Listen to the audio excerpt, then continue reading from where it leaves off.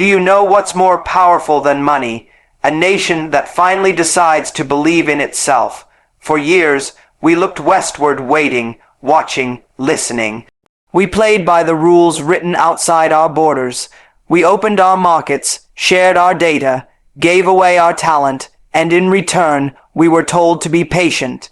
They told us partnership meant dependence, but dependence is not partnership, and silence is not weakness. India has always been capable not just of surviving, but of leading. And today, we are no longer asking for a seat at the table. We are building our own, enough of the one-sided negotiations, the conditional favors, the shifting goalposts. Enough of trading potential for permission. When a country starts to value its own voice more than the applause from others, that's when the world starts listening differently.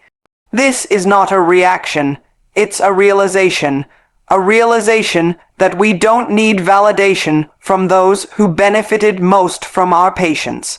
Every great power was once underestimated, every independent path was once called rebellion, and every strong decision was once considered risky. But we are not here to stay comfortable. We are here to become undeniable. Self-reliance isn't isolation, it's empowerment through independence. For decades, the idea of self-reliance has often been misunderstood.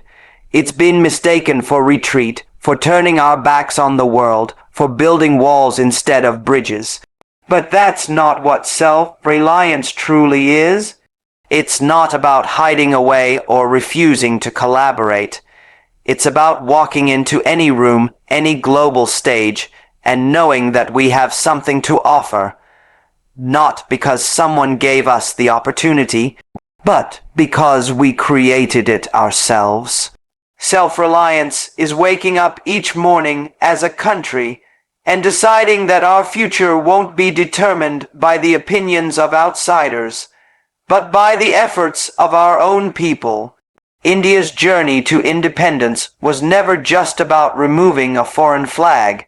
It was about reclaiming our sense of self. And in today's world, where economic power is often more controlling than political power, self-reliance has taken on a new meaning. It's no longer enough to have our own land. We must also control our own supply chains, our own technologies, our own resources. We must stop waiting for handshakes and start building with our own hands. When we depend too much on foreign trade, especially with countries that do not respect mutual benefit, we weaken the very core of our sovereignty. It's like building a house on borrowed bricks. It may look strong from the outside, but it's never truly yours. Empowerment through independence means creating opportunities at home. It means looking at our farmers, our engineers, our coders, our entrepreneurs, and saying, we don't need to send you abroad to be successful. It means setting up systems where talent stays, grows, and thrives on home soil. It's about redirecting investment not just from foreign companies, but toward Indian minds. It's choosing local not just as a slogan, but as a strategy. Because when a nation backs its own people, it doesn't just survive the global economy, it shapes it. The myth that isolation follows independence must be dismantled. You can stand on your own and still reach out, but the difference is this. You're not reaching out from a place of need, but from a position of strength. And strength builds respect. When India says, we will build it ourselves, it's not arrogance, it's awareness. Awareness that we have the resources, the intelligence, and the will, and we've had it for a long time. We just didn't always believe it. Empowerment through independence also demands accountability. It means we no longer blame others for our delays, our gaps, our missed chances. It means if something is broken, we fix it ourselves. If a system is flawed, we improve it from within. This level of responsibility scares many nations, because it forces them to look inward instead of pointing outward. But it is only through this lens that we grow, when we own not just our victories, but our vulnerabilities. And in doing so, we grow roots so deep that no storm can uproot us again. It also means defining success on our own terms. For too long, we've been told what growth should look like, how fast it must happen, who we should emulate. But India's model doesn't need to be a copy. It can be original, tailored to our strengths, our people, our values. Independence gives us the space to think differently. It gives us the courage to fail forward, to experiment, to build solutions for ourselves instead of waiting for them to be imported. It creates a culture where innovation isn't measured in global awards, but in local impact. Self-reliance empowers our voice. It allows us to negotiate not from fear, but from vision. It turns trade from dependence into exchange. It ensures that we no longer make compromises that favor others more than us, because when we rely on ourselves, we don't have to beg for inclusion. We walk in with confidence, and that changes the tone of every conversation we have with the world. True leadership begins when you stop waiting for permission to grow.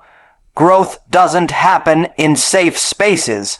It begins the moment you choose discomfort over convenience, progress over approval, and vision over validation. When a nation waits for someone else to say go ahead, it's already surrendered part of its power. And too often, powerful countries use this to their advantage.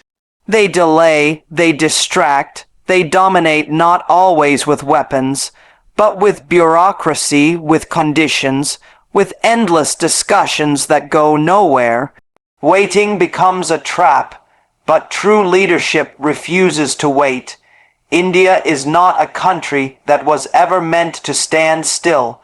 We were born out of motion, out of resistance, out of a desire to create something better, and yet for years we've been told to slow down, to align ourselves with global interests, to not disrupt the flow of others' profits. But leadership means having the courage to disrupt, to challenge systems that no longer serve us, to grow without always being polite about it. When you stop asking for permission, you stop diluting your potential. You act boldly, you speak clearly, and most importantly, you move forward even when others hesitate. The world doesn't reward the timid, it rewards the bold, the ones who are willing to step outside the frame and paint a new picture. True leadership isn't about pleasing everyone. It's about standing for something even if you stand alone. And when a nation like India says, "We will not wait anymore," it sends a ripple effect through the global system. It shifts the power dynamics. It forces others to reassess their own positions, their own assumptions. Because suddenly, the dependent becomes the disruptor. Leadership means understanding that growth is not just about GDP or trade deals. It's about dignity. It's about ensuring that our workers are not exploited, that our innovations are not stolen, that our sovereignty is not negotiated away piece by piece, and that begins when we take the first step without asking anyone to validate it. Every country that ever rose to power did so by first believing it deserved to, not by permission, but by purpose. India is filled with purpose. In our youth, in our industries, in our rural landscapes, in our cities, in our hearts. What we need is the mindset to unleash it, to stop treating approval from foreign governments as progress, to stop measuring our success by how often we are invited to the table. Because true leadership builds its own table and invites the world on its own terms. When you stop waiting for permission, vision, you build momentum, and momentum is dangerous to the status quo. It doesn't ask for space, it creates space. That's what India is doing now, breaking through the barriers of expectation, taking the risk of choosing self-worth over compromise, refusing to be managed like a client, claiming the role of a creator, not just of products, but of principles, of values, of vision. That's leadership at its purest form. Not loud, but clear. Not angry, but focused. Not waiting, but walking. With intention, with direction, and with purpose.